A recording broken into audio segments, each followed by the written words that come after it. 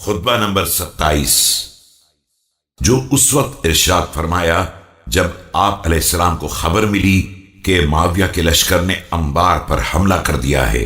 اس خطبے میں جہاد کی فضیلت کا ذکر کر کے لوگوں کو جنگ پر آمادہ کیا گیا ہے اور اپنی جنگی مہارت کا تذکرہ کر کے نافرمانی کی ذمہ داری لشکر والوں پر ڈالی گئی ہے۔ بسم اللہ الرحمن الرحیم۔ اما بعد، جہاد جنت کے دروازوں میں سے ایک دروازہ ہے جسے پروردگار نے اپنے مخصوص اولیاء کے لیے کھولا ہے۔ یہ تقوی کا لباس اور اللہ کی محفوظ و مستحکم زرہ اور مضبوط سپر ہے۔ جس نے اعراض کرتے ہوئے نظر انداز کر دیا اسے اللہ ذلت کا لباس پہنا دے گا اور اس پر مصیبت حاوی ہو جائے گی اور اسے ذلت و خواری کے ساتھ ٹھکرا دیا جائے گا اور اس کے دل پر غفلت کا پردہ ڈال دیا جائے گا اور جہاد کو ضائع کرنے کی بنا پر حق اس کے ہاتھ سے نکل جائے گا اور اسے ذلت برداشت کرنا پڑے گی اور وہ انصاف سے محروم ہو جائے گا۔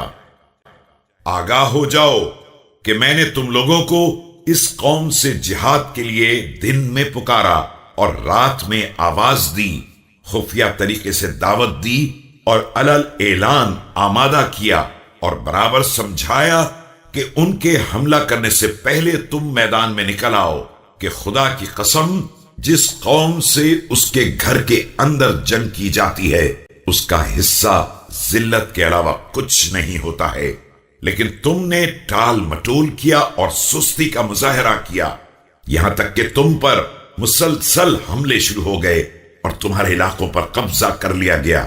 دیکھو، یہ بنی غامد کے آدمی یعنی سفیان ابن عوف کی فوج انبار میں داخل ہو گئی ہے اور اس نے حسان بن حسان بکری کو قتل کر دیا ہے اور تمہارے سپاہیوں کو ان کے مراکز سے نکال باہر کر دیا ہے، اور مجھے تو یہاں تک خبر ملی ہے کہ دشمن کا ایک ایک سپاہی مسلمان یا مسلمانوں کے معاہدے میں رہنے والی عورت کے پاس وارد ہوتا تھا اور اس کے پیروں کے کڑے، ہاتھ کے کنگن، گلے کے گلوبند اور کان کے گوشوارے اتار لیتا تھا، اور وہ سوائے انا للہ پڑھنے اور رحم و کرم کی درخواست کرنے کے کچھ نہیں کر سکتی تھی، اور وہ سارا ساز و سامان لے کر چلا جاتا تھا، نہ کوئی زخم کھاتا تھا اور نہ کسی طرح کا خون بہتا تھا۔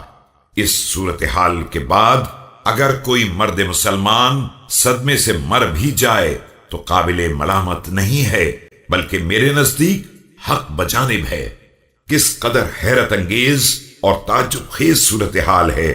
خدا کی قسم، یہ بات دل کو مردہ بنا دینے والی اور ہم و غم کو سمیٹنے والی ہے کہ یہ لوگ اپنے باطل پر مجتمع اور متحد ہیں اور تم اپنے حق پر بھی متحد نہیں ہو۔ تمہارا برا ہو، کیا افسوسناک حال ہے تمہارا کہ تم تیر اندازوں کا مستقل نشانہ بن گئے ہو۔ تم پر حملہ کیا جا رہا ہے اور تم حملہ نہیں کرتے ہو، تم سے جنگ کی جا رہی ہے اور تم باہر نہیں نکلتے ہو۔ لوگ خدا کی نافرمانی کر رہے ہیں اور تم اس صورتحال سے خوش ہو۔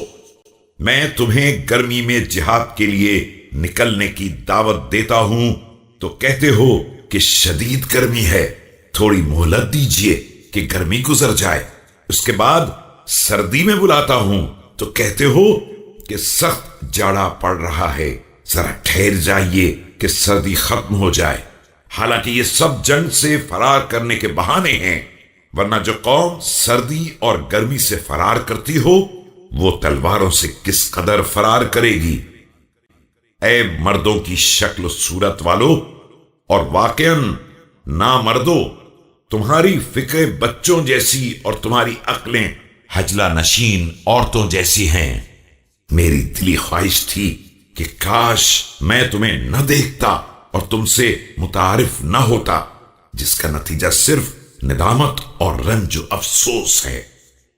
اللہ تمہیں غارت کر دے، تم نے میرے دل کو پیپ سے بھر دیا ہے اور میرے سینے کو رنج و غم سے چھلکا دیا ہے۔ تم نے ہر سانس میں ہم و غم کے گھونٹ پلائے ہیں اور اپنی نافرمانی اور سرکشی سے میری رائے کو بھی بیکار و بے اثر بنا دیا ہے۔ یہاں تک کہ اب قریش والے یہ کہنے لگے ہیں کہ فرزند ابو طالب بہادر تو ہیں لیکن انہیں فنون جنگ کا علم نہیں ہے۔ اللہ ان کا بھلا کرے، کیا ان میں کوئی بھی ایسا ہے جو مجھ سے زیادہ جنگ کا تجربہ رکھتا ہو اور مجھ سے پہلے سے کوئی مقام رکھتا ہو؟ میں نے جہاد کے لیے اس وقت قیام کیا جب میری عمر 20 سال بھی نہیں تھی اور اب تو 60 سے زیادہ ہو چکی ہے، لیکن کیا کیا جائے، جس کی اطاعت نہیں کی جاتی ہے اس کی رائے کوئی رائے نہیں ہوتی ہے۔